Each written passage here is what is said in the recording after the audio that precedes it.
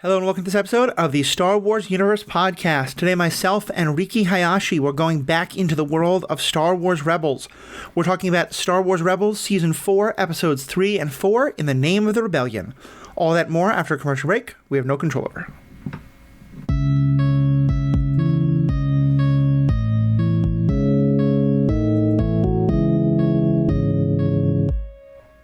Welcome back. This is Matthew. I'm your host. As I said, I'm joined by Riki Hayashi. Riki, how are we doing tonight? This is not my favorite episode of Rebels. Surprising. Interesting. For all of you listening. For those of you who are newerly tuning in, who are new to tuning in, it has become a rather regular tradition that every episode Riki discovers is his favorite. Yeah. And they certainly have been getting better and better, but these are some things in this episode I don't love, some things I really, really do love. But most of some really great questions I'm looking forward to diving into with you, Riki. Let me make a quick programming note, though, as well. I'm about to set out on a 2-week road trip. A family friend passed away, and I have a work trip to make, and so I'm combining all of that into one. I'm going to try to keep recording and podcast editing from the road. It is possible, though, we're going to take a short break. I do have at least one episode in the can that's going to go live a week from when you hear this one. It won't be about Rebels. There's some other possible content that will go up there as well. We will be getting back to Rebels. The commitment is we're going to finish Rebels before the Ahsoka show comes out. So there might be 1 week that we miss, for which I'll apologize. But don't worry, Rebels is going to continue. We're just going to sprinkle some other stuff in there throughout. So with that, let me kind of give a quick summary of the episode for those who haven't seen it in a while or just following along just with us. Ezra, Kanan, and Sabine arrive on Yavin 4 to join the main group of the Rebel Alliance. Hera's squadron also arrives, having barely survived an Imperial ambush, which Bail Organa attributes to an Imperial communications relay on Jalindi. A droid projects a hologram of Saw Gerrera, who mocks Mon Mothma for her unwillingness to go to any lengths to defeat the Empire. And Mothma angrily responds, refusing to stoop to the violence and extremism committed by Gerrera's cell. She sends the Ghost Crew on a mission to intercept the relay's transmissions. Sabine inadvertently connects them to the main channel on an approaching light cruiser, forcing Ezra to impersonate an Imperial officer. Unfortunately, it's the very officer who's commanding the cruiser, Brom Titus. Sabine calls for Hera to pick them up as they have been seen. Before she can do so, a U-Wing, piloted by Gerrera, arrives, picks up Ezra and Sabine, then bombs the relay dish, destroying it and the cruiser. Hera demands Gerrera transfer Ezra and Sabine, but he jumps into hyperspace. Gerrera convinces Ezra and Sabine to aid him in discovering the secret weapon he is convinced the Empire is working on. They board an Imperial cargo shuttle disguised as a regular civilian spacecraft and discover a group of prison engineers from the planet Coruscant who are being shipped to Jeddah for an apparent project. Gerrera insists that this is more evidence of a secret weapon. They also find a giant kyber crystal, which they plan to haul out of there with the prisoners. Chopper attempts to get the prisoners out of harm's way via escape pod, though they're stopped by the Empire. When the plans to get the crystal go off the ship fail, Gerrera blasts it so that he will explode. He calls 2 tubes to pick him up, and Ezra and Sabine are rescued by the Ghost Crew after destroying a massive Star Destroyer. The engineers decide they want to join the Rebel cause, and they head back to Yavin 4. I think it's a good summary, but it does leave out a couple of major plot points, namely that there's a running conflict between the Rebels and Saw about this concept of like how dirty of a war do you fight? What are your goals? And it includes at times when Saw is focused much more on stopping this secret weapon that he is so obsessed about, that he's more interested in that than freeing the prisoners. Our heroes disagree, and as has become almost kind of de rigueur, every time they hang out with Saw at one point turns his guns on them, stunning them, as he points out, not killing them, but stunning them so that he can do what he thinks he needs to do, and kind of willing to go against them to do what he thinks is needed. So, Riki, what'd you think of these episodes? They're not your favorite, but I don't know if that means that you don't love them or they're just not as good as the heights we've achieved.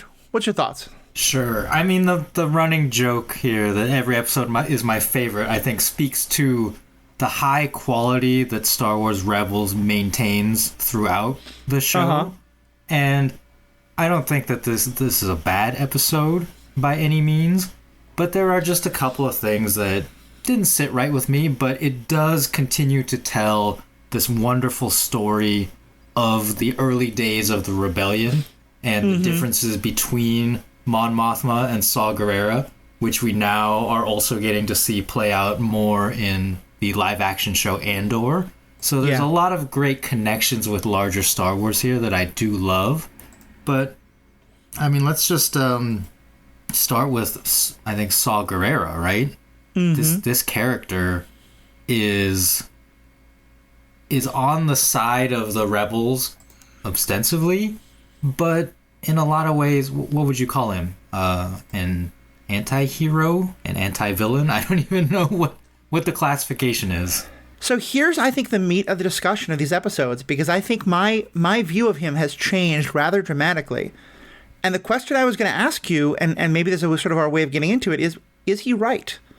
Because I think the first time that I saw these episodes, I thought he was a foil. And an anti-hero, I think, is a good term. But it's these sort of, a lot of times when you have a character who's willing to do things that everyone around them thinks are bad for what they think are good reasons, the writers will often introduce a character who goes even further. And that's a way for our hero to say, no, I'm not willing to go that far. And I think that was Saw Gerrera in a lot of this stuff, certainly in Rogue One. I think, like, if you've seen Mask of the Phantasm, that's what the Phantasm does for Batman. It's what the Punisher is for Daredevil, especially in that Netflix series. And at the time I watched it, I was very much on the side of the rebels and of Mon Mothma and of, no, this is the rebellion. Like, we're supposed to be doing things the right way. And Saw is the proof of the dark side, and that, you know, if you hate your enemy that much, that you are going to turn against them, you're going to turn into them, and you're not going to think about the prisoners and stuff like that. Watching it tonight, I realized how much I have changed on some of those questions. And part of that is because of, you know, and again, I want to keep this about Star Wars, but this is obviously reflecting issues in our own larger world. I think my own attitudes, I used to be very much we have to never use the methods of, we always have to go high when they go low and that kind of stuff. And I think I've come to realize how much that's a trap in our own world, and how much sometimes trying to fight with your arm tied behind your back just kind of guarantees you lose. And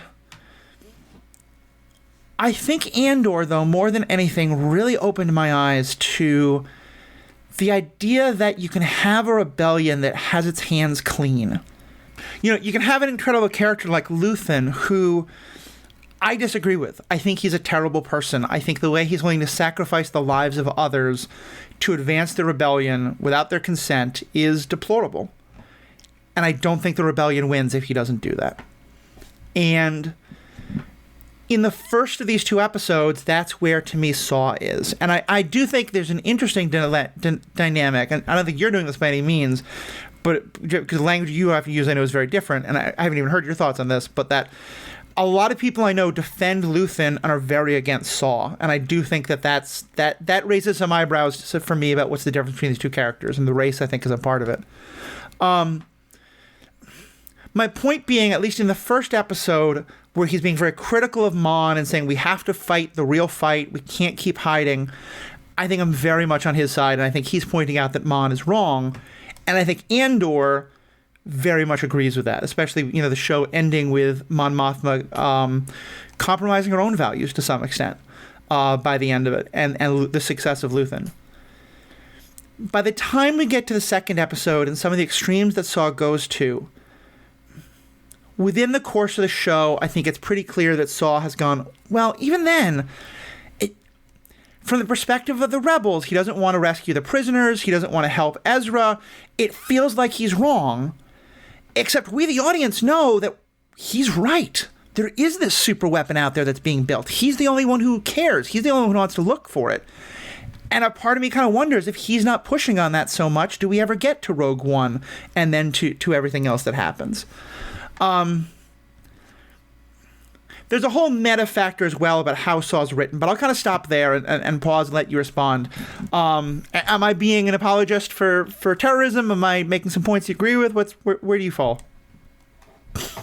I mean, that's a lot of stuff. I should have. Yeah, sorry, I dumped a whole monologue on you. I should have been taking more notes, but I mean, the first thing that comes to mind with an episode like this and a discussion like this is probably one of the best hours of television from a different franchise, and that is the Star Trek Deep Space Nine episode In the Pale Moonlight, when Captain Sisko compromises his values and, in some fan eyes, the values of Gene Roddenberry and the entire franchise. Like, there's a lot of controversy about that.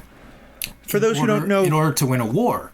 Yeah, for those who don't know quickly, basically, he works with Garrick, and who winds up assassinating an innocent senator in order to bring... senator.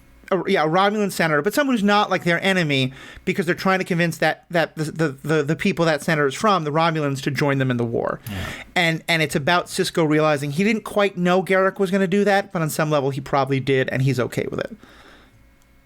And what I love about that is that it puts all the eggs in one basket of Captain Sisko, of his personal morality and his internal monologue and debate.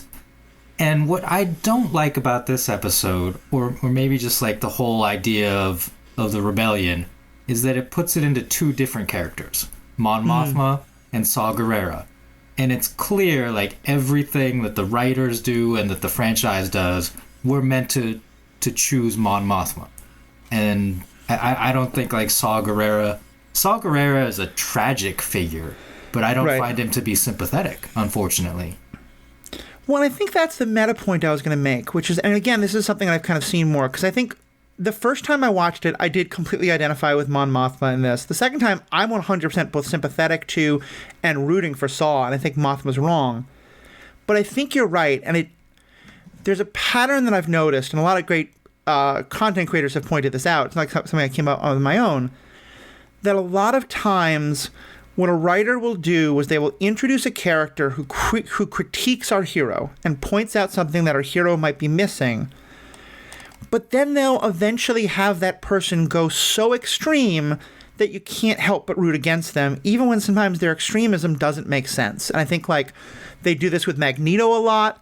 They do that with Killmonger in Black Panther. I think there's a number of examples where you spend a lot of the movie thinking, wait a minute, this villain has a point, until the villain's like, okay, but because of that, I therefore have to kill everybody who disagrees with me. And you're like, okay, well, fine. So I can't agree with you anymore. And I that's kind of how I feel the writers were doing that here. The kind of what you're saying, that, like, they really wanted to make it clear you're not supposed to agree with Saw.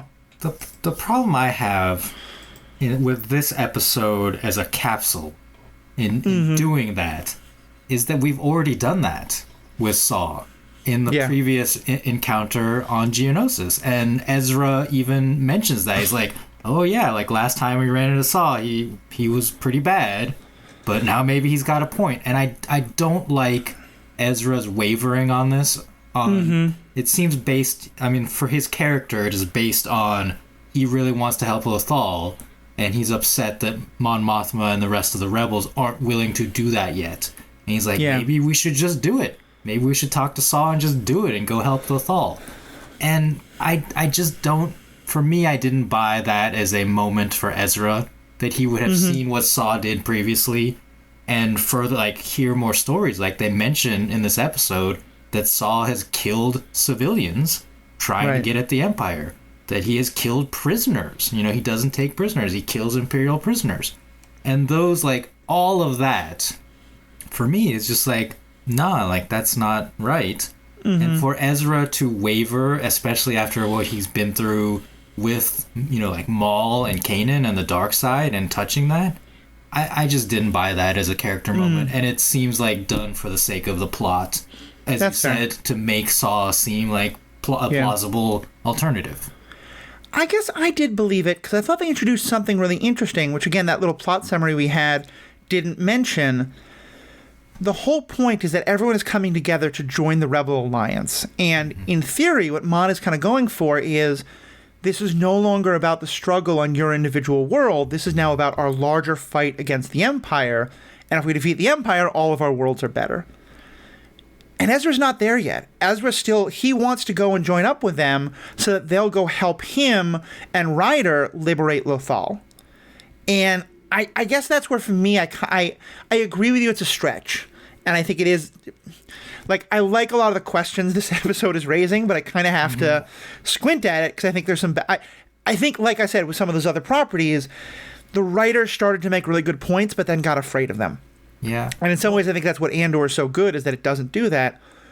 But I think they at least established that Ezra is still... His focus is still rescuing Lothal. And the fact that he got to the rebellion and Mon Mothma wasn't saying, yup, Lothal's next on our list. She was kind of saying, you've got to be patient. You got to look at the bigger picture. I think you're right. It doesn't fully justify it, but that at least for me gives a window of where there'd be some wiggle room from Ezra, that maybe he's a little disillusioned with this larger rebellion. Yeah, I understand that. But again, I think it's done in this episode, like in the context of this episode.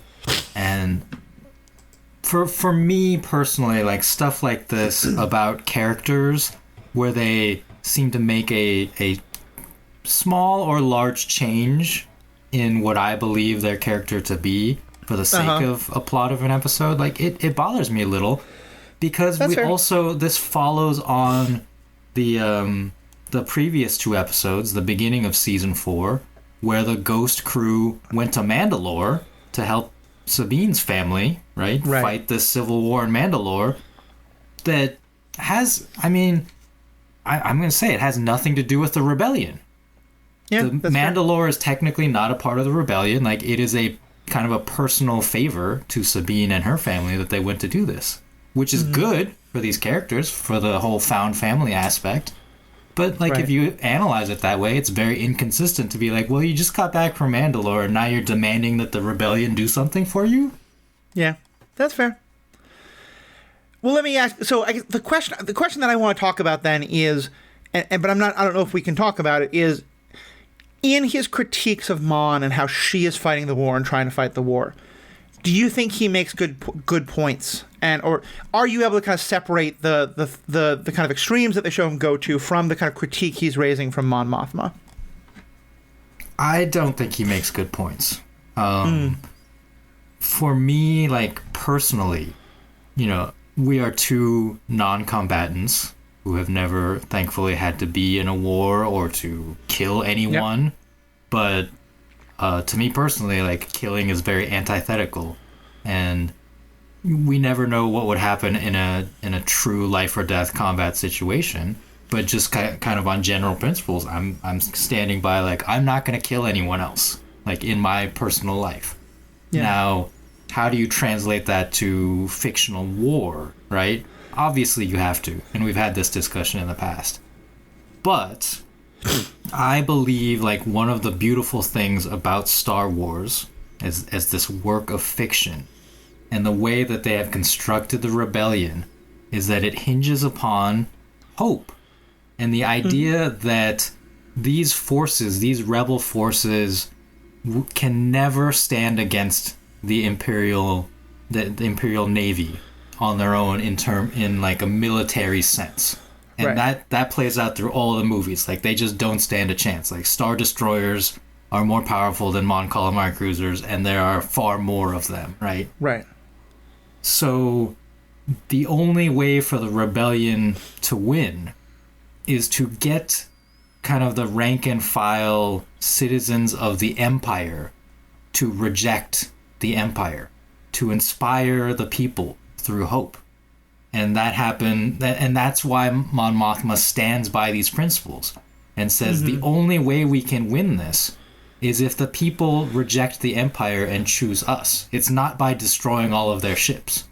Right. It is by getting the people who are fighting on the ships to put down their weapons, or their families to say, what the heck are you doing? Like, you can't fight for the Empire anymore. Like, right. And one of the critical moments is in A New Hope when the Death Star destroys Alderaan, right? I think that is a catalyzing moment in the galaxy where the rank and file citizens who see this news or hear about it and probably get some weird sanitized version through the Imperial network and go, what is going on? Like, this isn't what I signed up for. This shouldn't be what our government does. And so I think the combination of the Death Star destroying Alderaan moment combined with the way Mon Mothma leads and inspires people, show the two different aspects of this war that really, like, realistically cannot be fought in a military sense. I guess I hear what you're saying, and I think there's a lot of truth to that. But I guess to me, I'm curious why you love Andor so much then. Because to me, Andor is very much a rejection of that. Not a rejection of it, but of a... And even Rogue One, to some extent, is a... Yes, there is that, and maybe even Mon can tell herself that she's keeping her hands clean, but there are other people getting their hands dirty in order to make it possible for her to get those messages out, you know? And to me, what Andor does that is so powerful, and I think Rogue One does this as well, is kind of say, like, without Cassian Andor shooting an unarmed man who's trying to help him in the back and murdering him, Luke Skywalker never gets to do the hopeful thing and blow up the Death Star. And without Luthen arranging to, you know, rob this Imperial outpost involving, like, putting a gun to the head of a child and threatening to kill the child and doing these other terrible things, people never find out about Mon Mothma's message of hope and of challenge and stuff like that. So I'm kind of curious, how do you reconcile that with Andor, which, at least to me, is so much about even Mon Mothma had to make these horrible compromises and stuff like that? Well, because the same reason I love In the Pale Moonlight, because it is good, complex storytelling. Right. And it is good characterization of these people who do these things. And I think that it's written well in a way that we understand why they do these things, but also with an understanding and a nod that we can't necessarily honor them, or that we can't call them heroes. Right. I think that's the best storytelling for these types of stories, is when we watch it and go, wow, I really love this. But, you know, like Luthen and Andor, like, these aren't heroes. These aren't the people that at the end of this conflict, you know, Mon Mothma becomes, I guess, Chancellor is still the position of the New Republic, right? She's a hero. Leia Organa becomes a senator. But they don't speak of Luthen and Andor because those weren't written yet. But right. You know what I mean? Like, they're not going to. Like, they certainly don't speak of Saw Gerrera. Yeah. Saw Gerrera, I think, is probably written into the history books as a villain, as someone who, you know, was fighting against the Empire but did it quote unquote wrong. See, I guess to me that's my point, is I feel like that to me feels like the way Malcolm X is remembered, not as a hero. I mean, although that's been changed. You know, to me, and again, this is not trying to make a commentary on the actual Malcolm X and Martin Luther King, but just on the way history remembers those two, very much as Martin Luther King good, Malcolm X bad, when I think the reality is that the two of them were much more similar and both much more nuanced than people want to think. And a lot of people, I think, have been changing on that, and I think that there's all those kind of things are interconnected. I guess to me, like, I think you're right, that I think that history will remember Mon Mothma as a hero, but Andor and Luthen and Saw Gerrera as not, and that maybe history will claim that the rebellion would have been better without them. And I feel like I at least have come around the perspective of that the whole point of something like Andor and Rogue One, and even this a little bit, though I think it chickens out, is to critique that some, is to say, like, yeah, no one likes what Saw Gerrera's doing. I don't know if without Saw Gerrera pushing this forward, anyone ever finds out about the Death Star to begin with, because he seems to be the only one who cares that this is all happening. Well, so, like, to go back to the whole Mon Mothma Luthen thing, I can imagine a scene where she has to, like, publicly condemn his actions, right, at some point. And yet, I assume he's going to die because he's not a part of the rebellion that we see later on. And yet, you know, like a scene where she visits his grave or something and says, I couldn't have done this without you, or something like that. But it's like, God, that'd be so powerful. She understands his importance and cannot publicly acknowledge it, I think is what's going to happen. Yeah, I could see that being really powerful. I would love to see that. And as for Saw, I don't think he's been written or portrayed with very much subtlety. So it could have been, I think it could have been better. Like, this character could have been written in a more subtle way. I just think they didn't choose to. And that's a decision they made, and it's a critique I will make about, like, the whole debate between these two. And I think that's fair. And I think there's an extent to which I'm probably headcanoning it to some extent. Because what I think I do with characters like him and Magneto and Killmonger, where I think they make really interesting points, and then they just kind of go to an extreme that I don't think makes sense, and where I think the writer just did it is I'm kind of like, okay, well, what if we just kind of ignore the dumb things the writer had them do in the last half and just talk about the points they're making? But you're right. I think that it's, on some extent, we also do have to take the text as it's written, and that's not what happens, you know? And it's a puzzlement back and forth. And I think that is probably the distinction of why I love Andor and why I love In the Pale Moonlight, is that they were written in a much more ambiguous way, where we can come out of it and go, oh, are they kind of heroes still? I'm not sure. I didn't like what they did, but dang. Whereas, like, Saw Gerrera is just like, yo, chill out. Yeah. And, like, I think this is going to be a Star Trek comment a bit, but it ties in a lot. I've always thought that in many ways Next Generation and Deep Space Nine are mirrors of each other. Oh, because one of the central ideas of Next Generation, and Picard says this, I think he actually says this in one of the movies, in First Contact. He may have said it, no, actually he does say it in the show, that's correct. I don't know. Either way, writers can tell me which way it is. But he says, and I think this is kind of a central ethos of the show, it is possible to do everything right and still lose. It is possible to do the right thing and still get the wrong outcome. In the Pale Moonlight, and this is about, is it possible to do the wrong thing and get the good outcome come out? You know, and it's that flip side of, and so therefore, and I think this is exactly the question that Sisko in Pale Moonlight quite literally wrestles with, and I think that we talked about in Bloodline, Leia wrestles with this question as well. If it leads to the result that is good, does that make it okay? Mm-hmm.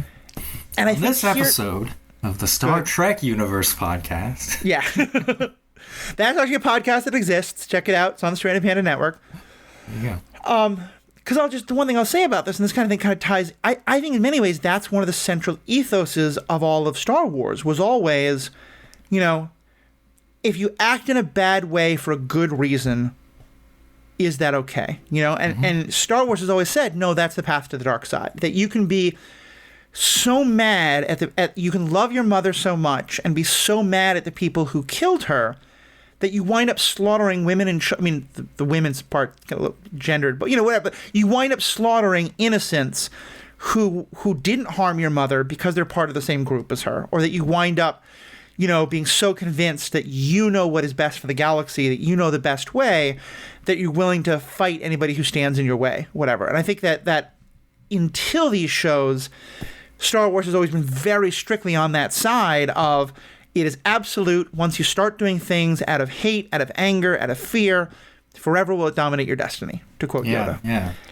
And I think these shows, and I think Rebels is starting it, but you're right, I think Andor and Rogue One go much further, are starting to play with that. It's starting to say, can you take a couple of steps towards the darkness, especially if you're not a Jedi, and not have it consume you? And that's exactly right, Matthew, that the reason, like, you and I fall upon, like, talking about Star Trek to kind of conceptualize this morality is because they have such a longer history of doing this. Yeah, of helping us understand it in a more subtle way than Star Wars has. And Star Wars is just starting to do that. I think Andor was so good for that. Yeah. And I think there were hints of this, right, in the sequel trilogy, in The Last Jedi, and the way that Rey and Ben Solo connected and kind of seemed to embrace a little bit more of each other. Right. And Rey seemed to use anger more than past Jedi characters had. Oh, yeah.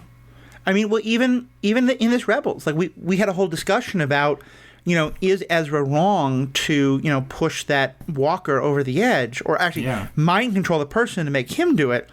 But even if you think he is, Ezra is not a Sith now. he went to the dark side a little bit and he came back. Mm-hmm. We've seen Kanan act out of anger, purely out of anger, out of emotion, out of attachment. And he hasn't even come close to the dark side the way Ezra has. So, yeah, I think...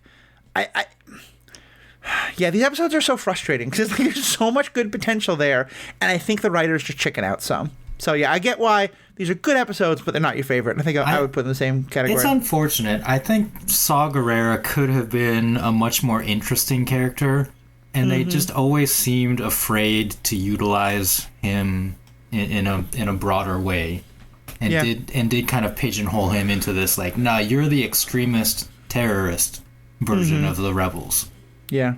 And as I said earlier, like his character is so tragic because he mentions in these episodes, his planet, that he lost everything, right?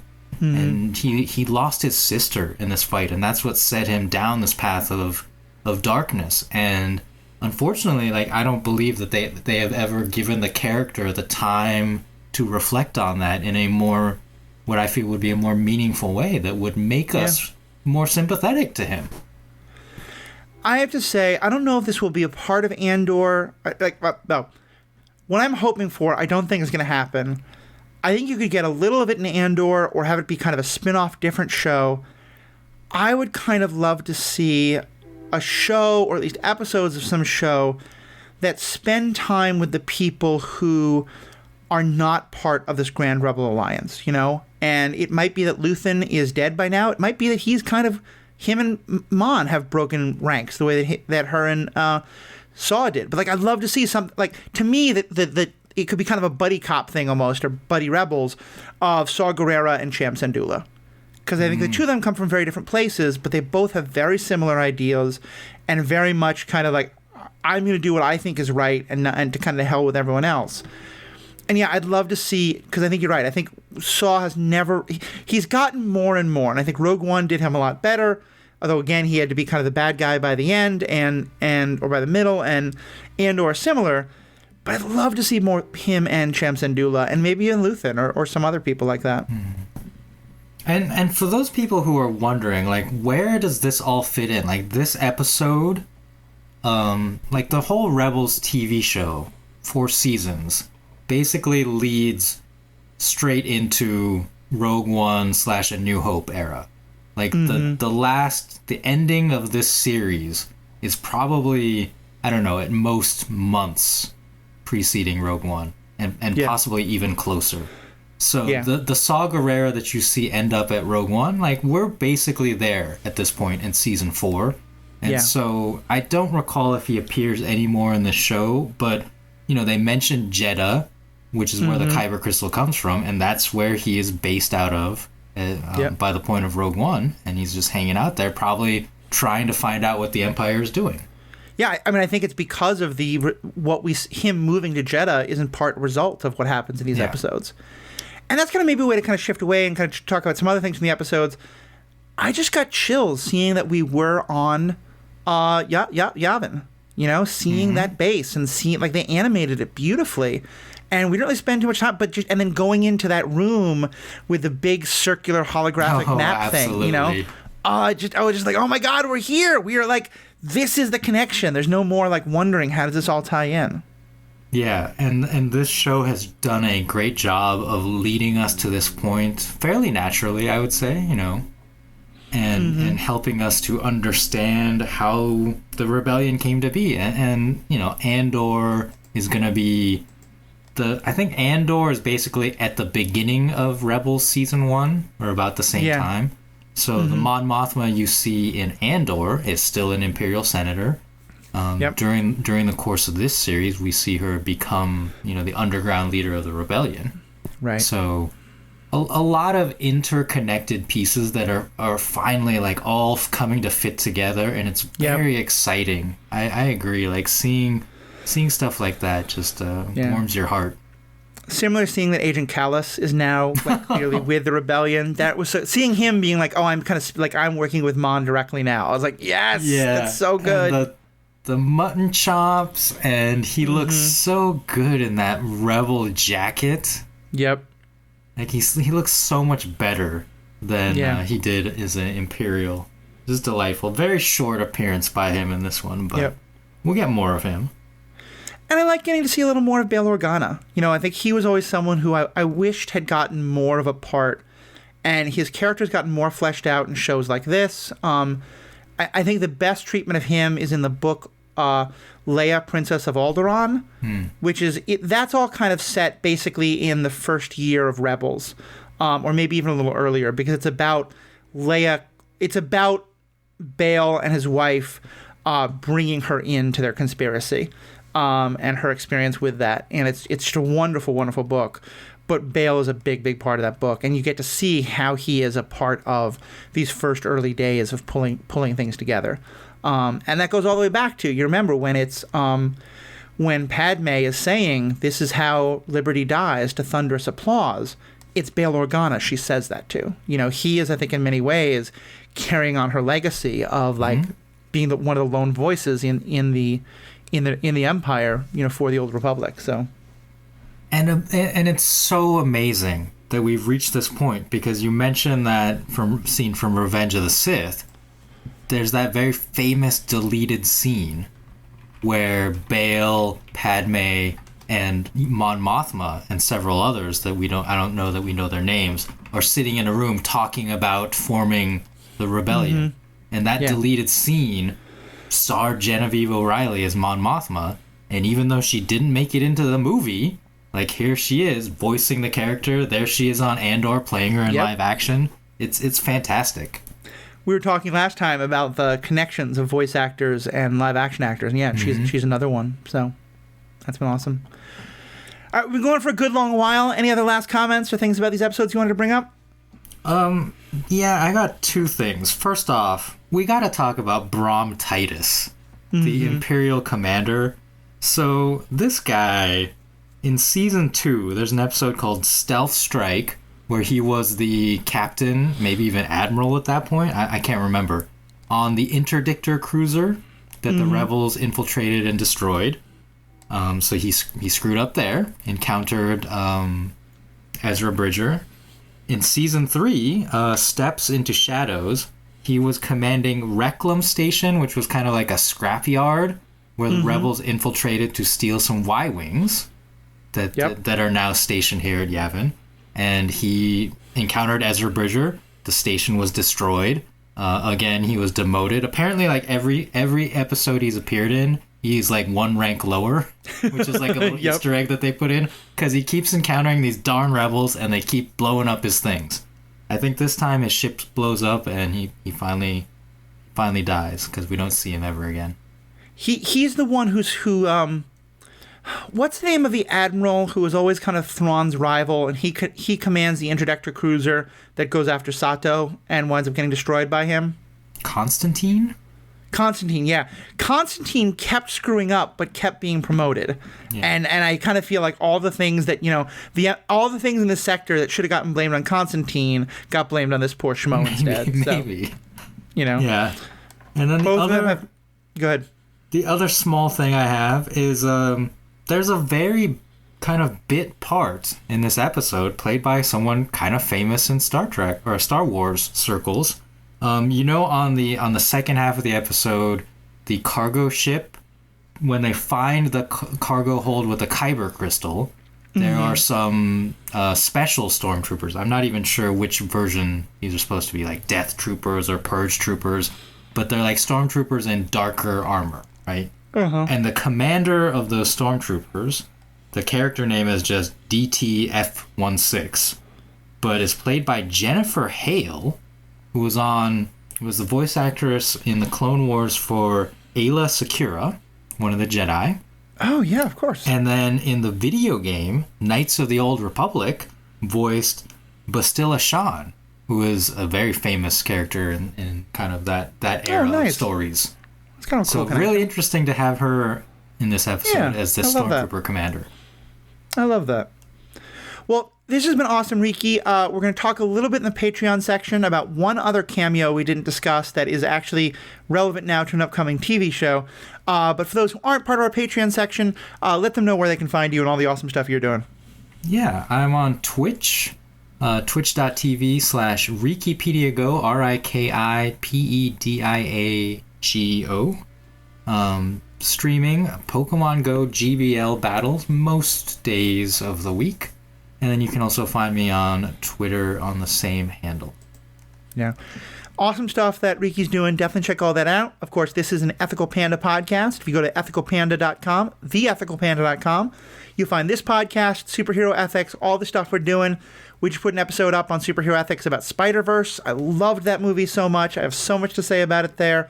We'll probably do more episodes about it. I've been doing episodes about the Indiana Jones movies over on Bingers Assemble. There we're kind of just having fun, reviewing the movies, getting ready for the new one. But I will be doing an episode about the ethics of archaeology as portrayed in Indiana Jones and some questions we have about his idea that ancient relics belong in museums. Also how he feels about ancient relics to dating younger people, because that is also something he has some ethical questions about, or that we have some ethical questions about. But yeah, all that will be on Superhero Ethics or Bingers Assemble. All that you can check out on the website, theethicalpanda.com. Most importantly there, though, you'll find our feedback. The ways to give us feedback, I mean, Twitter, TikTok, email, all the stuff. Please check it out. Please follow us. Please give us comments. We love to hear it. We're going to do a feedback episode as soon as I'm back from my long trip. So on behalf of myself and Riki, thank you so much for being a part of this. We have spoken. Exactly. By the way, Chopper in this episode was like the most clear, I believe he's been in a long time. Mm-hmm. Yeah, you can kind of know what he's saying. In terms of like the wub-wubs, like really sounded like words. Mm-hmm. I loved it. Quick question. Are you okay talking about casting that has been announced for the Ahsoka show? Oh, yeah. Of course. Okay, cool. I wasn't sure you were. Sorry. Oh, yeah. Sometimes I am. All right, patrons, welcome back. We've got one quick thing to talk about, because there was a cameo that happened in these episodes that we didn't get a chance to mention, but is important because it also got a net mention. This character is going to be showing up in the Ahsoka show, and that is Captain Rex. We got to see Captain Rex, our clone captain, who is such a big part of the Clone Wars TV show. He shows up for just a hot second in this, and he has a nice little reunion moment with Kanan, who in earlier seasons of this show, you might remember, had some great tension between him and Kanan, since they have good reason to fear each other, given Order 66 and all that. But yeah, I want to use that as a jumping off point to say, Riki, how do you feel about the official word that Captain Rex, as played by Tamora Morrison, is going to be in the Ahsoka TV show? First off, I actually didn't see this news. Oh, yeah. I thought I followed all the right accounts, but somehow... Was this today? I think it was like over the weekend. Over the weekend, all right. Well, I love Rex as a character. Mm-hmm. So I'm excited for that. Especially... Okay, wait a minute. On the Ahsoka show? Yeah. So I've always kind of had questions about Rex and Ahsoka after the end of the Clone Wars, because they escape together and then spend some time together. I don't know. Like, she's a lot older than him, technically, but he is, like, physically older. So I don't know if I necessarily ship them. It's something that has It's something that has occurred to me, but I don't think that they have that kind of relationship. I think it is much more of a, like, younger sibling, like, protective type of relationship. Yeah, I mean, so much of... you're right, we saw them in Clone Wars, but of course we also saw them together in Rebels quite a lot as well. Yeah. She was like a teenager when he was her mentor. So to me, there's kind of and granted, they always had this weird relationship because as a Jedi, she outranked him, but he clearly had so much more experience than she did. I mean, to me, aging of clones is weird, but yeah, in my head, he was an adult, like 30 years older than her when she was a teenager. And so, yeah, I don't think I could ever ship those two. But I think they have a very powerful relationship, and I'm very interested to see where it goes in the Ahsoka show. Because I think, and I don't know anything about this, and if you do know, please don't tell us. But, I don't know if it's going to be that he has survived and he is still a part of what's happening in the early years after Return of the Jedi, or if it's all going to be flashbacks to the Rebels years, and that's where he's appearing. I just have no idea. As for Tamora Morrison portraying him in live action, that makes things even more complicated because obviously he played all of the clones in the live action movies, and so he has earned that right or whatever, however you want to put it. But the character of Rex, I mean, correct me if I'm wrong, has always been portrayed by D. Bradley Baker because it has been a animation exclusive so far. So that is a very complicated lineage for this character.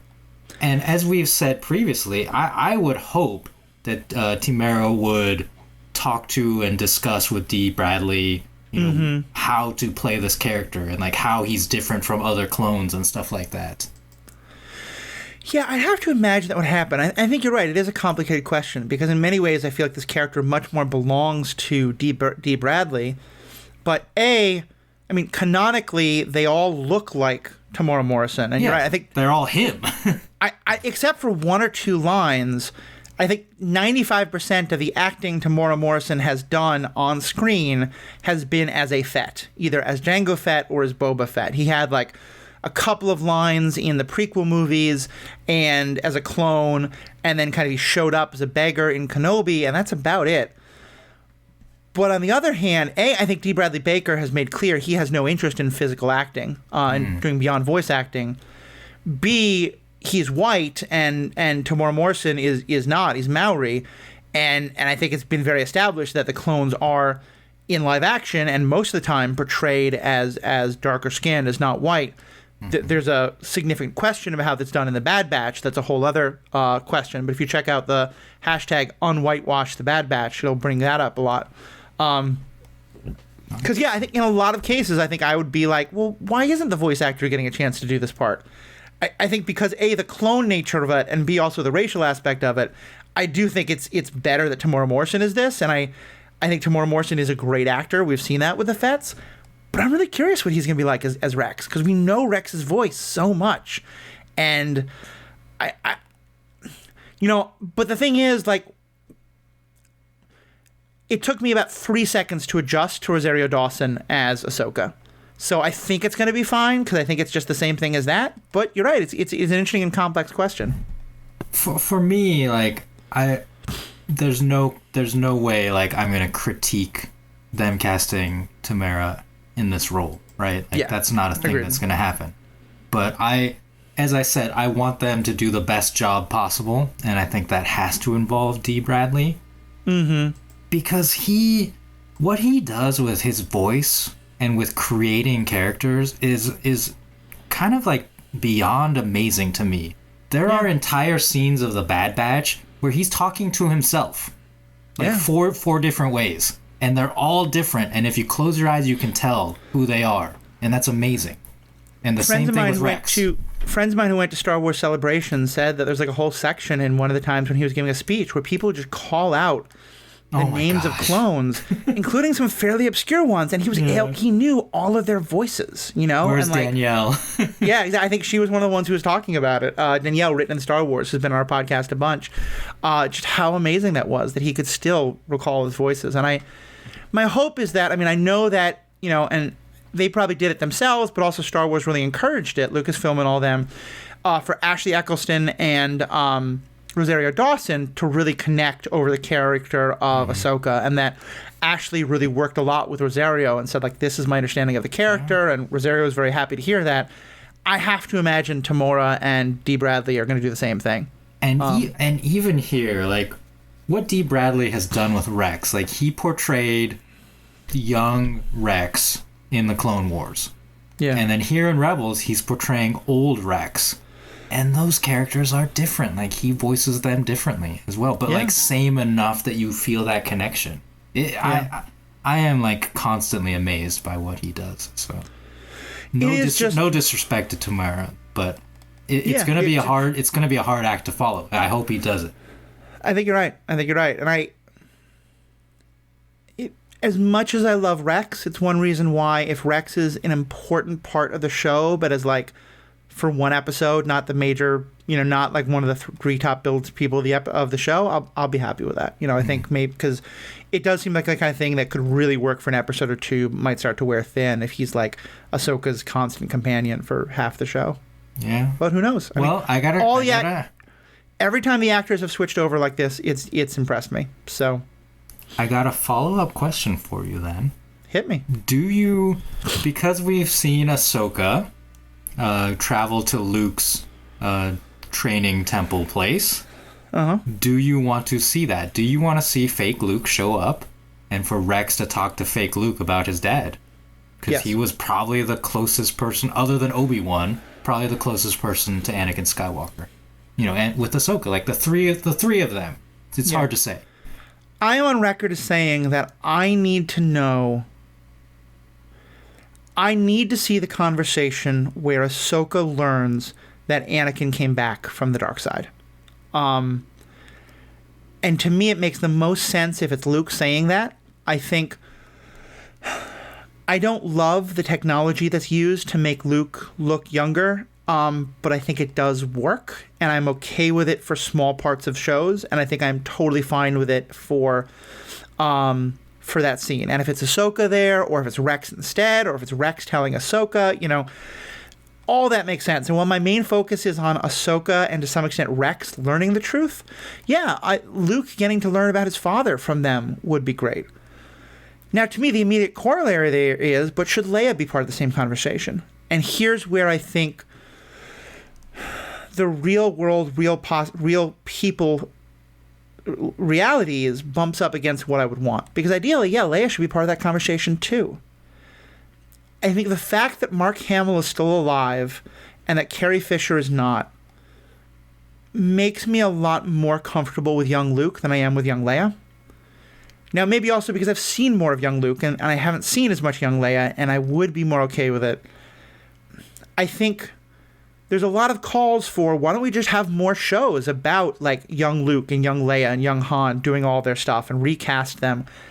I don't want that. And it may be that they'll do it and it'll be great. And I'm open, like I'm not going to boycott it if they do it. I don't really want it. I don't want Luke to be a huge part of this show. I don't want Leia to be a huge part of this show. I think I'm more comfortable with young Luke than I am with young Leia, but I'm open to both. I would like that to be, though, a fairly minor part of the show. What about yourself? Well, but I think they've written the character Leia out of this conversation. You know, in the way that she interacts with the legacy of Darth Vader in Bloodlines, she soundly rejects it for most of it, right? I think you're right. That's fair. I think if someone came along and said, like, I knew your father, she'd be like, F off, you know? Yeah, no. I think Luke would be interested in young Anakin in a way that Leia would not be. That's actually a really good point. That's a good story reason to not have Leia be there. But yeah, what about you? Do you want young Luke to be a big part of the show or a small part of the show? Absolutely not. I need them to stop with these things. I was okay with it in A New Hope because it was like literally that final scene and the connection, leading directly into A New Hope. The entire thing with Luke training Grogu in Mandalorian, or what was that? That was Mandalorian 2.5, right? In Book of Boba Fett. That really turned me off. I want them to stop doing that.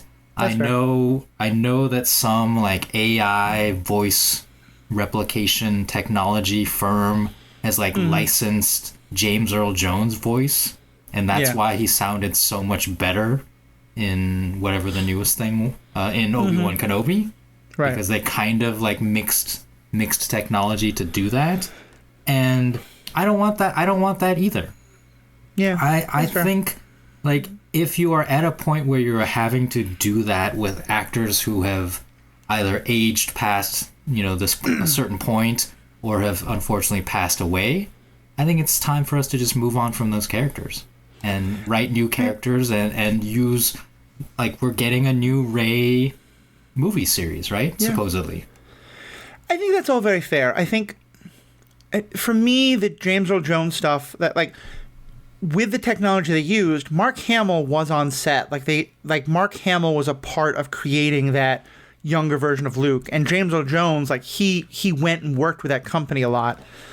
So those feel more connected to me than anything they would do with Carrie Fisher's images and things like that. Yes, but they've done Tarkin, right? Yeah. That's true. And I think, but I guess what I would say is, to me, I am okay with it for this one conversation because I think it would give real final closure.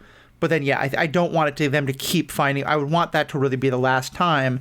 And frankly, as much as I wanted that conversation, if what we instead get is that Rex, because he fought in the Battle of Endor, which, there's some arguments about was he there or not or whatever.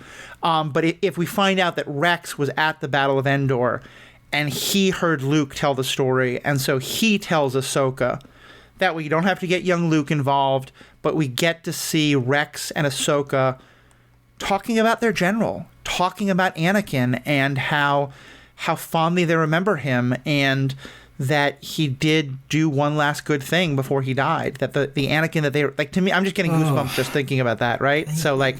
Yeah, it's... Well, okay. In the course of Rebels, did Ahsoka tell Rex that Darth Vader was Anakin Skywalker? I believe the answer is no, right? I don't think... No, because I think she doesn't fully believe it until she actually confronts him. Yeah. So, yes, I mean, that conversation could go both ways, and it just... There's all sorts of ways that these conversations could happen, and I want to see some of those conversations. I think the fact that we have a number of characters who spent so much time with Anakin and a number of characters who spent so much time with Vader, I want there to be some crossing of those beams, whatever that is. Yeah, I mean, as someone who loves the character of Darth Vader, I would love to see more of a fleshing out... Oh, wow. What a phrase. Of the Anakin inside, who is still inside of Vader. And that's one of the reasons I loved the Obi-Wan show, is that we got not just, like, the actor Hayden Christensen, but also, like, the character of Anakin Skywalker, like, literally peeking out and being very complicated. That one's a tough one for me because, again, that one even more so than the Tamora Morrison one. I just think Matt Latner is so much better than Hayden Christensen ever was. And maybe that's because Hayden Christensen was badly directed. I think he was fine in Kenobi. But I think that would have, especially once I realized that it wasn't Hayden Christensen in the suit for the most part, I think if you had it been Matt Latner voicing him instead of Hayden Christensen, I think that show was 10 times better. But that's a whole other voice actor. Matt Latner, for those who don't know, is the voice actor of Vader, the voice actor of Anakin in the Clone Wars. Well, I will strongly disagree with that. That's fair. We all get to have opinions. I'm just right. No, I'm kidding. That's the whole point. All right. Well, I think that's a good place to wrap up the Patreon. Any last things about Rex? No, I don't even, like, you took me by surprise with that. I don't know how I missed that. Yeah. I only heard it because someone pointed it out to me. So okay. I think Danielle actually might be the one to post it on TikTok. So Of course. And I part of it may have been I stayed off TikTok entirely until after I'd seen Spider-Verse, and then I just went a deep dive. So maybe that's where I caught it. All right. Well, listeners, what do you think? As always, you know where to find us. Let us know, and we have spoken.